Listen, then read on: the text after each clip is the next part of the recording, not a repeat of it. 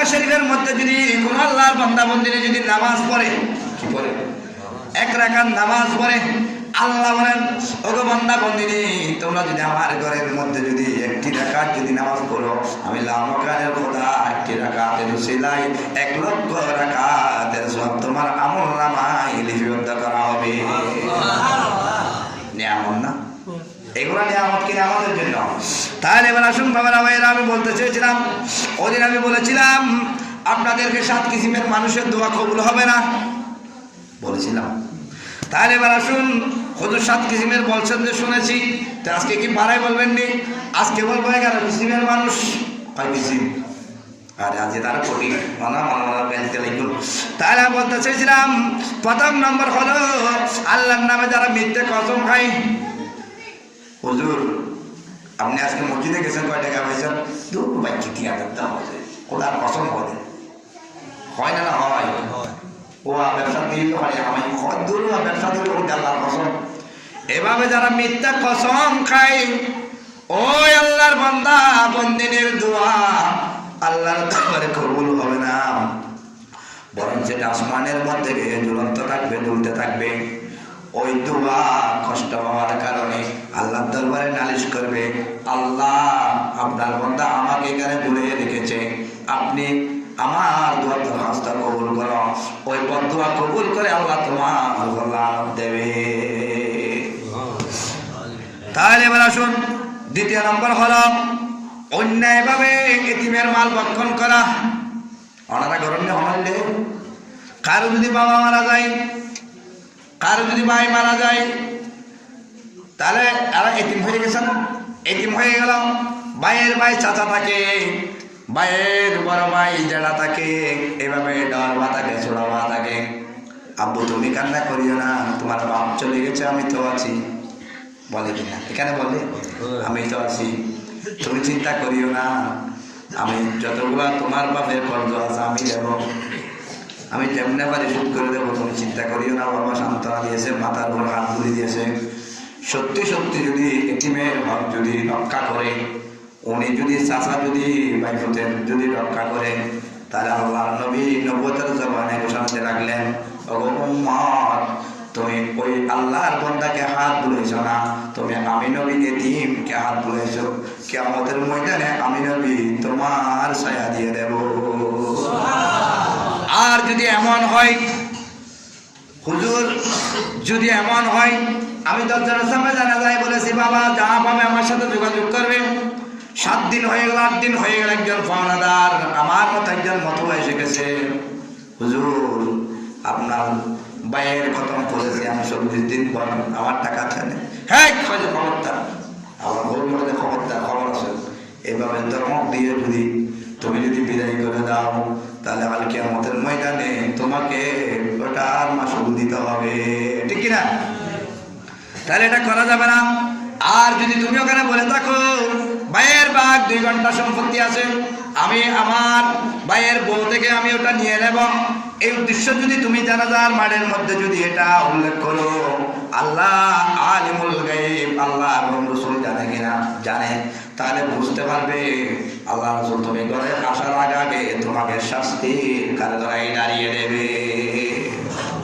তাহলে আমি বলতে চেয়েছিলাম 7 কিসিম বলেছি। 3 নম্বর হলো যারা সুদখোর, 4 নম্বর হলো যারা জেনাকারী, 5 নম্বর হলো যারা সরবরাহ, 6 নম্বর হলো যারা জাদুটোনা চেহেরবান করে, জাদুটোনা চেহেরবান করে মানুষকে যারা বন্দি করে মারি ফেলে, যারা পান মারে, জানেননি এরা যারা করে। এবং 7 নম্বর হলো যারা পাপ গণনা করে। একটি বাঁদর আছে না, বাঁদর একটা নিয়ে আসে না, আপনাদের এখানে আসে, বাঁদর নিয়ে আসে, খালা গো মা গো কিতা গানাইবেন গানান, এভাবে বলে যখন বলে মা তোমার হাতটা দাও আমি দেখি, সত্যি করে বলতেছি আমি, এটা কোনো কসম নয়, আমি আল্লাহর হুকুমে বলতেছি। কোনো আলেম ওলামা থাকলে আমার সাথে দাঁড়াতে পারবেন, আমার সাথে বহস করতে পারবেন, আমি সত্যি করে বলতেছি 100%। আপনার বিবি হোক, আমার বিবি হোক, আপনি মাস্টার হও, ম্যাজিস্ট্রেট হও, আলেম হও, ওলামা হও, হাসা যদি আপনার বিবির হাত যদি বাঁদর গানানো দেখে, আপনার বিবির হাত দেখার কারণে সারা জীবনের জন্য উনি জানাই পরিণত হয়েছে। নাউজুবিল্লাহ। খবরদার, দেওয়া যাবে না, দেওয়া যাবে না।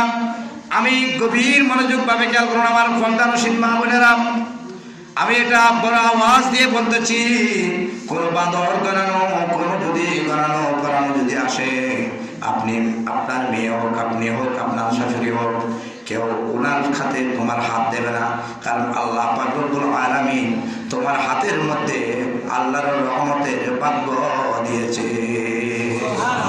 আজকে শবে বরাতের রাতের মধ্যে তোমার হাতের মধ্যে ভাগ্য আছে, আছে কিনা? এখানে হলো কত? 1 আর 8 কত হলো? 18, 18 1 কত হলো? 81, 18 81 কত হলো? 99, ঠিক কিনা? 99টা ভাগ্য আল্লাহর নামের মধ্যে, 99টি রসুলের বন্ধুর মধ্যে, আল্লাহর বন্ধুর মধ্যে 99টি, আপনার ভাগ্যের মধ্যে 99টি। আপনি যখন বাঁদর গণেন, যখন আপনার হাতটা যখন দেখিয়ে দেবে, আল্লাহ ওই বাঁদর গণানোর থেকে হেফাজত করার জন্য আপনার যে রহমত দিয়েছে ওটা আল্লাহ তুলিয়ে ফেলবে। নাউজুবিল্লাহ। তাহলে দেখানো যাবে না। এবার আসুন তাহলে 7 নম্বর বলেছি, এবার আসুন 8 নম্বর হলো আত্মীয় স্বজন ছিন্নকারী, ভাই ভাই মারামারি, বোনের সম্পদ ভাইয়ে খেয়ে ফেলে, এভাবে হবে। এবং 9 নম্বর হলো যারা পিতা মাতার অবাধ্য হয়ে যায়, ঠিক কিনা? মা বাবার অবাধ্য হয়ে যায়, একটু আরো দিচ্ছে বেশি। যারা মা বাবার অবাধ্য হয়ে যায়, বাবা তোমাকে আমি দেখবো না, মা তোমাকে আমি দেখবো না, কেন বাবা তুমি দেখবে না? আমার যুবক বাবাদেরকে আমি বলতে চাই, হাতে ধরে পায়ে ধরে আমি সব সময় মা বাবার কথা বলি, কারণ আমার একটা বাবা আছে, আমার মা নেই। বাবা যখন আছে, মা যখন নেই, বুঝতে পেরেছি। দাঁত তাকিতে দাঁতের মর্ম বুঝলাম না, মা যখন হারিয়ে গেল এখন বুঝতেছি মা এটা হলো বড় নিয়ামত। বাপটা হলো বড় দৌলত। বাপ হলো তুমি সন্তানের জন্য ছায়া, ঠিক কিনা? সাথী, ঠিক কিনা? বাপ হলো পৃষ্ঠপোষক, মা হলো গর্ভে জননী। তাহলে খেয়াল করতে হবে যে আল্লাহর বান্দা বান্দিনী মা বাবাকে কষ্ট দেবে, আল্লাহ এবং আল্লাহ রসুল নবুয়তের জমানে জানাতে লাগলেন, নবী মুহাম্মদ তুমি যখন তোমার মা বাবাকে কষ্ট দেবে, আমি আল্লাহ এবং আমার বন্ধু তোমার ভিতরে থাকবে না। তাহলে এবার আসুন অপর নিন্দাকারী, যারা সমালোচনায় লিপ্ত হয়ে যায়। এখন আমাদের পিছনে নামাজ পড়েছে আমার বাবারা ভাইয়েরা, এখান থেকে দোকানে গিয়ে বলতেছে, হুজুরকে বলেছে 9:30 পর্যন্ত করার জন্য, হুজুর বাজেছে 10টা, এতে বড় মনে হয়েছে। এভাবে যারা নিন্দাকারী করবে আল্লাহ তাদের উপর লানত দেবে। এই সব কদর না, সব বরাত না, সব কদর না, ঈদুল ফিতর, ঈদুল আজহার না, 5টি রাত বড় বড়, একটি রাত তোমার দোয়া কবুল হবে না। এবার আসুন তাহলে 10 নম্বর বলেছে। 11 নম্বর হলো কিফার এবং হিংসুক ব্যক্তি। কিফার আছে কিনা? মসজিদে এসেছেন, আপনাদের কথা বলতেছি না, মসজিদে এসেছেন পকেট ভর্তি টাকা, আমার কথা বলতেছি। আমার কাছে কম হলেও 3-4 হাজার টাকা আছে, রাত্রে গেলে নিয়ে নিতে পারবেন, মত দিয়ে কোনো অসুবিধা নেই।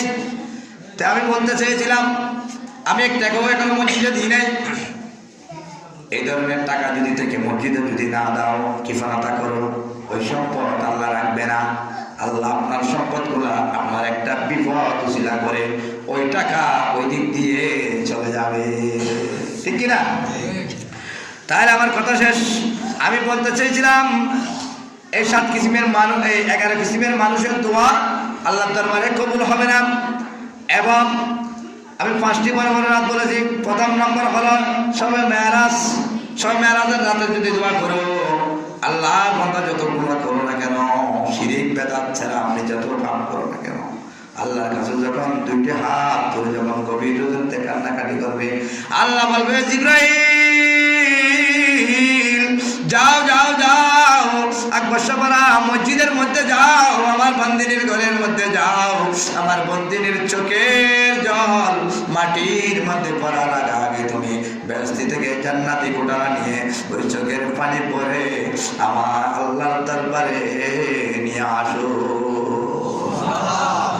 আল্লাহ পাক এরকম আল্লাহর বান্দাদেরকে দেখতে পারে। তাহলে আমি বোঝাতে চেয়েছিলাম প্রথম নম্বর হলো সবে মেরাজের দিন দোয়া কবুল হয়। এবং দ্বিতীয় নম্বর হলো শাবান মাসের মধ্যে, যেটা নবীর মাস বলেছে, এখন চলতেছে শাবান মাস, আজকে 3 তারিখ মনে হয় ইংরেজি মাসের। এই সবে বরাতের রাত, আজকে রাতের মধ্যে দোয়া কবুল হওয়ার একটি মৌকা ছিল। এবং 3 নম্বর হলো রমজান মুবারক মাস, যেটা পর্দার মাস বলা হয়, ওই কদরের রাতে, ওই কদর 26 গত 27 এর মধ্যে সবর কদরের রাতে আল্লাহ দরবারে আল্লাহর বান্দার দোয়া কবুল হয়ে যায়। এবং 4 নম্বর হলো ঈদুল ফিতর। আছে ঈদ আছে, ঈদুল ফিতর কখন হয়? ঈদুল ফিতর আর শাওয়াল মাসের মধ্যে ঈদুল ফিতর হবে। ঈদুল ফিতরের দোয়া আল্লাহর দরবারের মধ্যে কবুল হবে। এবং ঈদুল আযহার হয় জিলকদ মাসের মধ্যে। জিলকদ মাসের মধ্যে ঈদুল আযহার দোয়া কবুল করলে কবুল হয়ে যাবে। এবং 6 নম্বর হলো বদরের যুদ্ধ। বদরের যুদ্ধের মধ্যে, যেদিন বদরের যুদ্ধ হয়েছে, 313 জন বদরের সাহাবী দুনিয়ার জমিন থেকে তশরিফ নিয়েছে, ঠিক না? ওদিন যদি দোয়া করো ওই সাহাবীদেরকে নিয়ে, নাম ওসিলা বানিয়ে, আল্লাহ তোমার দোয়া কবুল করে নেবে। এটা লম্বা ঘটনা, আমি এদিকে যাচ্ছি না। আমি যে কোরআন আয়াত পড়তে এদিকে আসতেছি, তাহলে একটু গভীর মনোযোগ দিয়ে আমার বাবার আমায় একটু খেয়াল করুন। আমি নামাজের কথা বলতে চেয়েছিলাম, তাহলে এবার আসুন। হযরতে জিবরাইল আমিন, সৈয়দি জিবরাইল আমিন আল্লাহ দরবারে নামাজ নিয়ে ফখর করেছে। কি করেছেন? ফখর করেছেন, গৌরব করেছেন। জিবরাইল আমিন বলতে লাগলেন, আল্লাহ রব্বে করিম, আমার চাইতে, আমি জিবরাইল আমিনের চাইতে বেশি ইবাদত করেছে এরকম আপনার সৃষ্টি জগতের মধ্যে কেউ আছে কিনা? এই কথা কে বলেছেন? একটু কি আপনার গভীর মনোযোগ দিয়ে কে বলছেন? জিবরাইল আমিন। কাকে? আল্লাহকে বলেছে। আল্লাহকে বলেছেন, ও আল্লাহ রব্বে কারীম, আমার থেকে ইবাদত বন্দি করেছে এরকম কোন আপনার সৃষ্টির মধ্যে আছে কিনা? আল্লাহ মুস্কি মুস্কি হাসতেছে। এ আখি জিবরাইল, এ সৈয়দি জিবরাইল, মালাইকার সরদার, আমার সৃষ্টি জগতের মধ্যে এমন কতগুলো বান্দা আছে, ওরা তুমি জিবরাইলের চাইতেও শত শত শত কোটি কোটি ইবাদত তোমার চাইতে বেশি করেছে এরকম বান্দা আমার দুনিয়াতে আছে। এই কথা যখন বললেন, জিবরাইল আমিন আমক পেয়ে গেলেন। হে রব্বে করিম বারিলাহি, আমার চাইতে কিভাবে এত ইবাদত বন্দেগী করবে? কারণ আমি জিবরাইল আমিন আমার হায়াত থেকে, আমার হায়াত কতটুকু আমি জানি না। জিবরাইল আমিনের হায়াত কত? জিবরাইল আমিন আমার হায়াতটুকু আমি জানি না। আল্লাহ কতটুকু হায়াত দিয়েছে আমি জানি না, আমি গণনা করে দেখি নাই। আল্লাহ আমার হায়াত থেকে, আমি জিবরাইল আমিন এক রওয়ায়াতে লিখতেছে 23 বছর। কয় বছর? 23 বছর। আরেকটি রওয়ায়াত খুলে দেখলাম, কিতাবের মধ্যে আছে 24 বছর। এই দুইটি রওয়ায়াত আমি নিজে দেখেছি, পড়েছি। ওই কিতাবের মধ্যে দুটি রওয়ায়াতের মধ্যে পেলাম জিবরাইল আমিন নাকি 2 রাকাত নামাজ পড়েছে, 23 বছর সময় কাটিয়ে দিয়েছে। সুবহানাল্লাহ। আরেকটি কিতাবের মধ্যে দেখেছি 24 বছর হায়াত, জিবরাইল আমিনের হায়াত থেকে 24টি বছর 2 রাকাত নামাজের মধ্যে কাটিয়ে দিয়েছে। সুবহানাল্লাহ। এভাবে আল্লাহ 23 বছর 24 বছর হায়াত আমি জিবরাইল আমিনের হায়াত থেকে অতিবাহিত হয়েছে। আল্লাহ আমার থেকে কে এত ইবাদত বন্দেগী করেছে, আর কার আমাকে একটু বলুন। জিবরাইল আমিন পাগল বনে গেলেন। জিবরাইল এভাবে বলতে লাগলেন, আমার আল্লাহ বলেন, ওগো জিবরাইল, শোনো শোনো, অধৈর্য হইও না, টেনশন করিও না। এখনো পর্যন্ত যারা তোমার থেকে ইবাদত বন্দেগী করবে কম, কিন্তু সময় লাগবে কম, কিন্তু সওয়াব হবে তালিকা, এখনো পর্যন্ত তারা দুনিয়ার জমিনে আসে না। এখনো পর্যন্ত জিবরাইল বলা, রব্বে করিম, কে জিবরাইল আসে নাই? আল্লাহ এরা কখন আসবে আমাকে বলো। এভাবে জিবরাইল আমিন প্রশ্ন করতে লাগলেন। এরপরে জিবরাইল আমিনকে আল্লাহ বললেন, ওগো জিবরাইল আমিন, এরা আসবে সবার শেষে। সেজন্য আমার নবীকে আল্লাহ বানিয়েছে সৃষ্টির আগে। কার আগে? সৃষ্টির আগে বানিয়েছে কখন? সবার পরে। সেজন্য আল্লাহ পাক রব্বুল আলামিন এখানে একটা কোরআনের মধ্যে 28 পারা বোধহয় সূরা হাদীদ কোন পারা আমসাব কই 28 পারা না, 28 পারার মধ্যে সূরা হাদীদের মধ্যে আল্লাহ পাক রব্বুল আলামিন কুদরতুল জবানে আলাম দিয়ে দেন বিসমিল্লাহির রহমানির রহিম ওয়াল আউয়ালু ওয়াল আখিরু ওয়াল যাহিরু ওয়াল বাতিন ওয়া হুয়া বিকুল্লি শাইইন আলীম। আল্লাহ বলেন, ওগো জিবরাইল, আমার বন্ধু যাকে আমি সৃষ্টি করব তাকে আমি সৃষ্টি এখন করি নাই। আমি যখন মাটি এবং পানি বিস্তৃত করি নাই, আদমকে বানার কোনো প্রোগ্রাম করি নাই, দুনিয়া বানার কোনো প্রোগ্রাম করি নাই, সেখান থেকে আমি আমার বন্ধুকে আমি বানিয়ে রেখেছি। জিবরাইল নাম আল্লাহ, তোমার বন্ধুটা কে? আমার জিবরাইল, তোমাকে সৃষ্টি করার আগে আমি আমার বন্ধুকে বানিয়েছি। আল্লাহ কিভাবে বানিয়েছেন? আপনি তো বলেছেন ইন্নী জাইলু ফিল আরদি খলিফা। আমি পূর্বে বলেছিলাম, কথা কি করেছেন? ওয়াজ নসিহত সবাই করতে পারে, কিন্তু যেখানে শুরু সেখানে শেষ করাটা কি কষ্ট হয়ে যায়। জমিনের হাঁস সবাই কাটতে পারে। একজন মানুষ এনেছেন নর্থ বেঙ্গল থেকে বা দূর থেকে, ওনাকে বললেন, এ বাবা তুমি এই কোনা থেকে উত্তর কোনা থেকে কাজ খাটি খাটিয়ে দক্ষিণ কোনায় আসতে হবে। এই তো আল্লাহর নাম লইয়া খাড়ি খাড়িয়ে দক্ষিণ কোনা দিয়ে খাড়িতে করে না করে যেমনি হয়ে যেতে হাজিরা আসতে তারা তারা না নয় ইয় যেদিন তো শুরু হয়ে যেতে তুষার করতে আমারই বহুত কষ্ট। তাহলে আমি বলতে চাইছিলাম, এ জিবরাইল, আমি পূর্বে বলেছি জামাইনো ফিলারদে খলিফা। আমি যে তোমাকে বলেছিলাম আমার কতগুলা খলিফা বানাবো, আমার প্রতিনিধি বানাবো, আমি সত্যি সত্যি আমার প্রতিনিধি বানাই রেখেছি। এটা তোমার মতো নয়, এটা কারোর মতো নয়, এটা আমি আল্লাহর মতো নয়। সুতরাং আমি আল্লাহ আমার সিফাতের মধ্যে দিয়ে ওনাকে বানিয়েছি। সেজন্য আল্লাহ আমার নবীকে বানিয়ে কি বলেছেন জানেননি? আমার আল্লাহর নাম কয়টি বলেছিলাম মনে আসেনি? কয়টি? 99টি। আল্লাহর নাম 99টি। আল্লাহ বলেন, আল্লাহ কাকে বলতেছে? যে জিবরাইল আমিনকে। কাকে? জিবরাইল আমিনকে। এ জিবরাইল, আমার নাম হলো 99টি, কিন্তু আমি যাকে বানিয়েছি তার নামও দিয়েছি আমি 99টি। তবে আমার কাছে এত এলম নেই যে আমি 99টি নাম আপনাদেরকে শোনাবো। তবে 2-3টি কথা আমি বলি, কারণ আমার আল্লাহ জিবরাইল আমিনকে শিক্ষা দেওয়ার জন্য নসিহত করতেছে, বন্ধুকে ডাকতেছে, ইয়া আইয়ুহাল মুজাম্মিলু।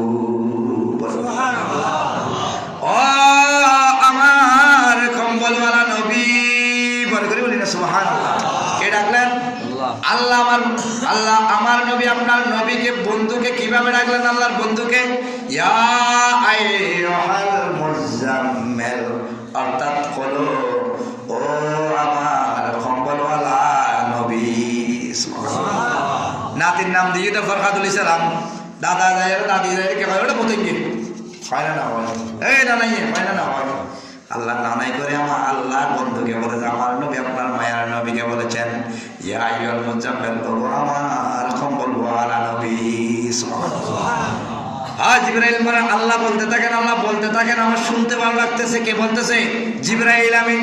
আমার আল্লাহ আবার কুদরতুল জবানে এলাম দিয়ে দেবেন, ইয়া আইয়ুহাল মুদাসসির। ওগো জিবরাইল, ইয়া আইয়ুহাল মুদাসসির মানে হচ্ছে আমার চাদরওয়ালা নবী। সুবহানাল্লাহ, এটা কম্বলওয়ালা নবী, চাদরওয়ালা নবী।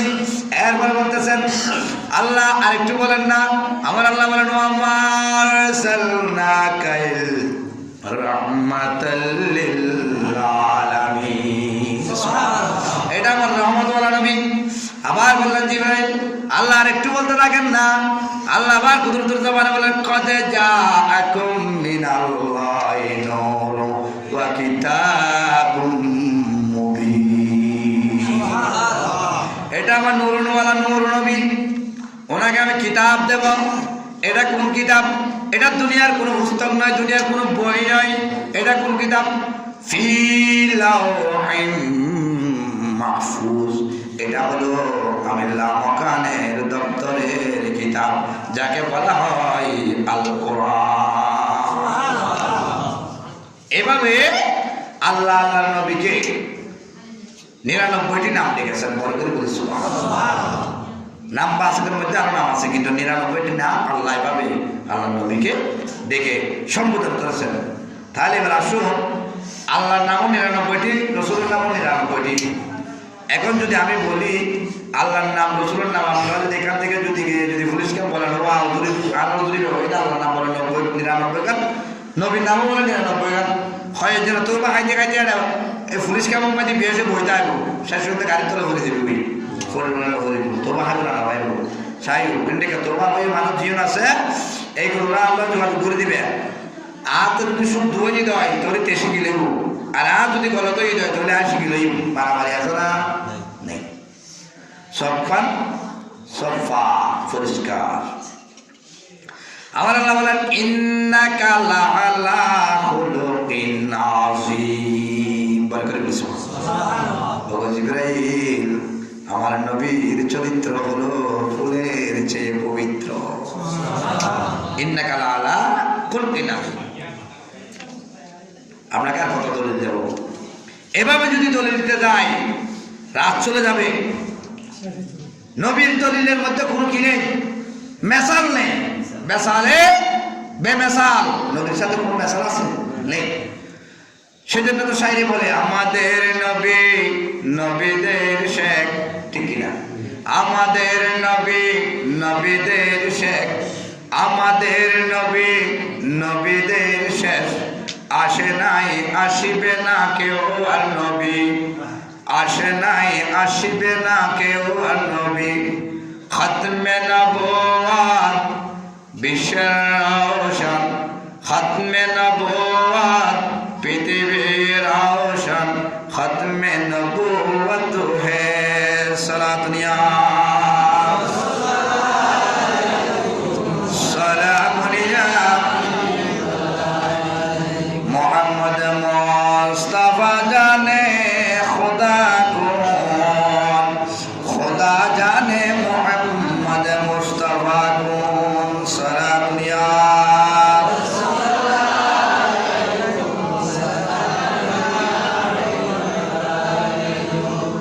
এভাবে যারা আল্লাহর ইবাদত করবে, আল্লাহর ইবাদতের মধ্যে খোলস নিয়তে করতে হবে। কি নিয়তে? খোলস নিয়তে। খুশু করা যাবে না। খুশু শব্দ বোঝেন? খুশু করা যাবে না, কারণ আজকে ওয়াজের টাইম নাই, আজকে ইবাদতের টাইম। আমি আপনাদের মূল্যবান সময় নষ্ট করবো না, আমি 2-3 মিনিটের মধ্যে শেষ করে দেবো। এখান থেকে 2-1টি মশলা খেয়াল করেন। এই যে ফজরের নামাজ চিনেন তো আপনারা? ফজর বুঝেন? খাওয়ারে ফজর বললে সে আবার আপনাকে ফজর বলবে, বলবে না? না জানলে বলবে যে ফজরের নামাজ কোন টাইমে পড়তে হয়, কিভাবে পড়তে হয়। আপনি আমার কাছে একটি মশলা জিজ্ঞেস করছেন, মনে করেন আমার সভাপতি মহোদয় আমাকে বললেন হুজুর এই মশলাটা কিরকম। আমার যদি এটা কোরআন এবং হাদিসের আলোকে যদি এই মশলা যদি আমার জানা থাকে, তাহলে আমি ওনাকে কি করে দেব? হল করে দেবো। বলি সুবহানাল্লাহ। ওনাকে স্পষ্ট করে দেব। আর যদি আমার কাছে যদি জানা না থাকে তাহলে এটা আমি বলবো না। এটা কি বলবো? এটা আমি আপনাকে আগামী জুমাতে আসলে বলবো। সুবহানাল্লাহ। হুজুর আপনি না জানেন সেজন্য, সেটা নয়। আল্লাহ রসুল কি কোনো কিছু গোপন ছিল? আল্লাহ রসুল থেকে কি পৃথিবীর মধ্যে কিছু কি গোপন ছিল? ছিল না।